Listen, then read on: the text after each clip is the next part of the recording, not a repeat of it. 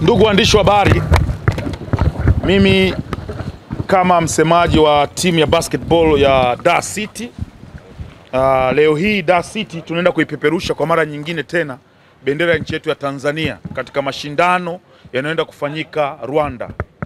Kumbuka Dar City ndio timu ambayo iliqualify kuiwakilisha nchi ya Tanzania katika mashindano ya Afrika, lakini this time timu kubwa unaiona hapa, wachezaji international kutoka kila nchi unayojua wewe, ikiwepo Marekani, ukiwepo Ufaransa, wakiwepo wa Tanzania wenyewe, Kenya na sehemu zingine tofauti, wameungana kwa pamoja na timu ya Dar City kwa ajili ya kwenda kuwakilisha nchi yetu ya Tanzania katika mashindano huko Rwanda.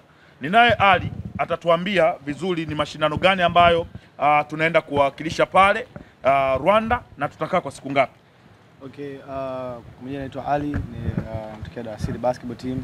Okay, mashindano yanayofanyika Rwanda ni ya Genocide Memorial Tournament ambayo yanakuwa yanafanyika kila mwaka nchini Rwanda kwa ajili ya kumbukumbu ambazo zimetokea kwa yale mauaji ya kimbali. Kwa hiyo tutaenda kukaa kule kwa muda takriban siku 4. Kwa hiyo tutakuwa tuna mechi 2 kwa makundi, then tutakuja hatua nusu finali, then finali.